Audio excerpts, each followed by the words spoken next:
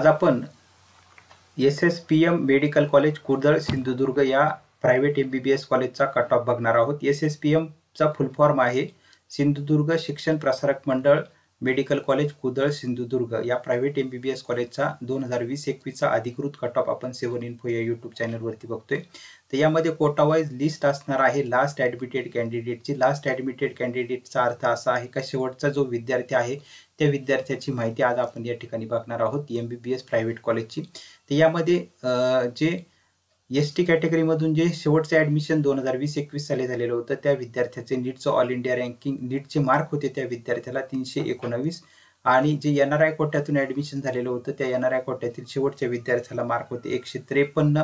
अशा विद्यार्थ्यांचं ॲडमिशन जे आहे ते या सिंधुदुर्ग प्रायव्हेट MBBS कॉलेजमध्ये झालेलं होतं। तर इतर देखील कॅटेगरीतील विद्यार्थ्यांना किती मार्क्स असणं गरजेचं आहे यावर्षी ॲडमिशन घेण्याकरिता, किती नीटचं ऑल इंडिया रँकिंग असणं गरजेचं आहे त्याची अधिकृत माहिती आपण या ठिकाणी बघूयात।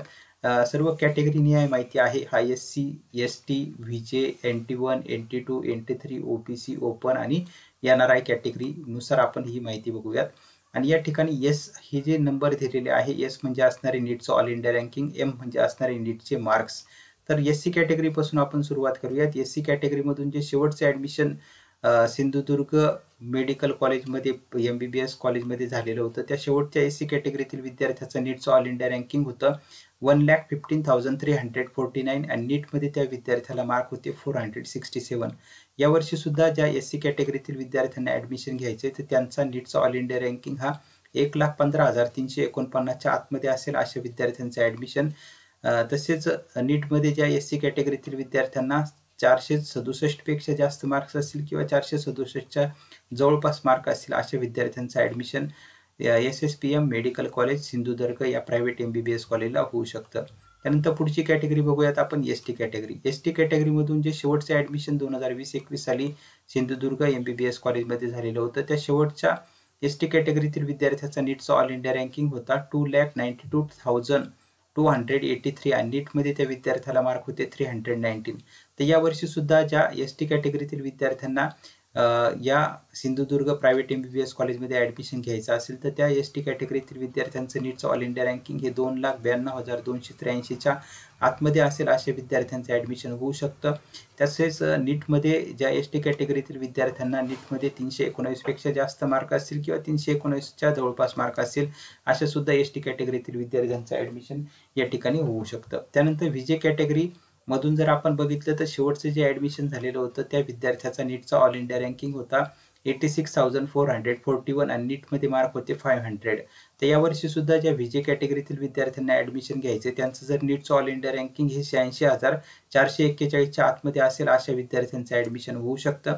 तसेच नीटमध्ये 500 पेक्षा जास्त मार्क असतील किंवा 500च्या जवळपास मार्क असतील अशा विद्यार्थ्यांचं ॲडमिशन या कॉलेजला होऊ शकतं। त्यानंतर पुढची कॅटेगरी आपण बघूयात NT1 कॅटेगरी। NT1 कॅटेगरीमधून जे शेवटचे ॲडमिशन झालेलं होतं या कॉलेजला तर त्या विद्यार्थ्याचं नीटचं ऑल इंडिया रँकिंग होतं 1,22,023 आणि नीटमध्ये या शेवटच्या विद्यार्थ्याला NT1 कॅटेगरीतील विद्यार्थ्याला नीटचे मार्क होते 460। तर यावर्षी सुद्धा ज्या NT1 कॅटेगरीतील विद्यार्थ्यांना ॲडमिशन घ्यायचं तर त्यांचं जर नीटचं ऑल इंडिया रँकिंग हा 1,22,023 च्या आतमध्ये असेल अशा विद्यार्थ्यांचं ॲडमिशन होऊ शकतं। आणि नीटमध्ये ज्या NT1 कॅटेगरीतील विद्यार्थ्यांना 460 पेक्षा जास्त मार्क असतील किंवा 460 च्या जवळपास मार्क्स असतील अशा सुद्धा विद्यार्थ्यांचं ॲडमिशन या कॉलेजला होऊ शकतं। पुढची कॅटेगरी NT2 कॅटेगरी। NT2 कॅटेगरीमधून जे शेवटचं ॲडमिशन झालेलं होतं 2020-21 साली त्या शेवटच्या विद्यार्थ्याचा नीटचा ऑल इंडिया रँकिंग होता 71,172 आणि नीटमध्ये त्या NT2 कॅटेगरीतील विद्यार्थ्याला मार्क होते 519।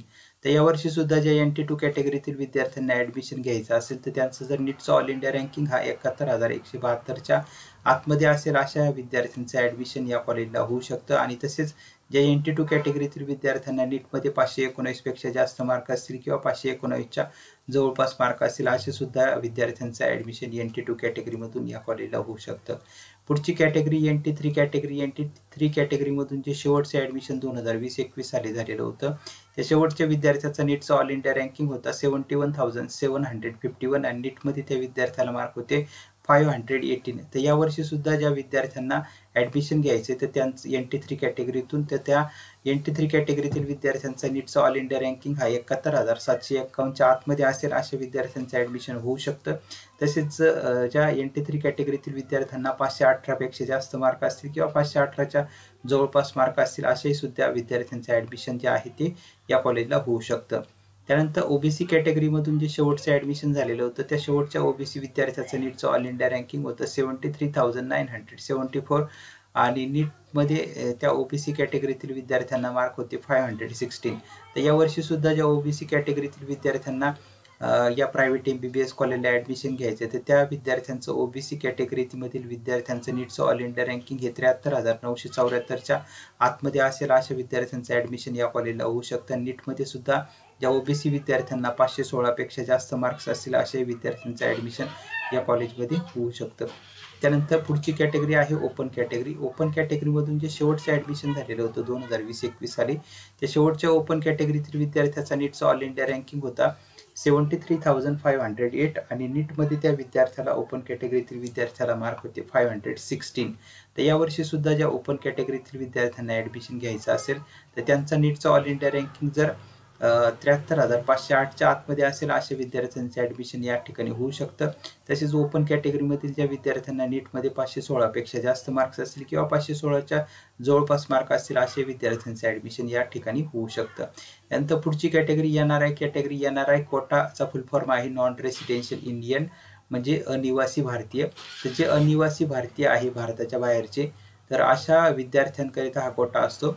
तर इतर देशातील जे असणार आहे कॅन्डिडेट त्यांच्याकरिता, तर त्या शेवटच्या विद्यार्थ्याचं नीटचं ऑल इंडिया रँकिंग होतं 6,60,635 आणि नीटमध्ये त्या NRI कॅन्डिडेटला मार्क होते 153. तर यावर्षी सुद्धा ज्या NRI कॅन्डिडेटला ॲडमिशन घ्यायचं असेल तर त्यांचं नीटचं ऑल इंडिया रँकिंग हे जर 6,60,635च्या आतमध्ये असेल अशा विद्यार्थ्यांचं ॲडमिशन NRI कोट्यामधून होऊ शकतं. आणि ज्या NRI विद्यार्थ्यांना यावर्षी नीटमध्ये 153पेक्षा जास्त मार्क्स असतील किंवा 153च्या जवळपास मार्क असेल असे विद्यार्थ्यांचं ॲडमिशन या प्रायव्हेट MBBS कॉलेज जे आहे सिंधुदुर्ग या कॉलेजमध्ये होऊ शकतं. तर आज आपण नीटचा ऑल इंडिया रँकिंगनुसार नीटच्या मार्कनुसार सिंधुदुर्ग शिक्षण प्रसारक मंडळ मेडिकल कॉलेज कुदळ सिंधुदुर्ग या प्रायव्हेट MBBS कॉलेजचा कॅटेगरीने कट ऑफ बघितलेला आहे की ज्या शेवटच्या विद्यार्थ्याचं ॲडमिशन या प्रायव्हेट MBBS कॉलेजमध्ये झालेलं होतं 2020-21 साली, त्याची माहिती बघितली. म्हणजे यावर्षी सुद्धा विद्यार्थ्यांना ॲडमिशन घेत असताना मागच्या वर्षीच्या मार्कांचा फायदा नुसार यावर्षी ॲडमिशन भेटेल का भेटणार नाही याचा अंदाज जो आहे तो बांधू शकतो आपण. तर या पद्धतीने आपण प्रायव्हेट MBBS कॉलेजचे कट ऑफ बघितले. गव्हर्नमेंट MBBS कॉलेजचे सुद्धा कट ऑफ आपण 7 इन्फो यूट्यूब चॅनलवरती बघितले.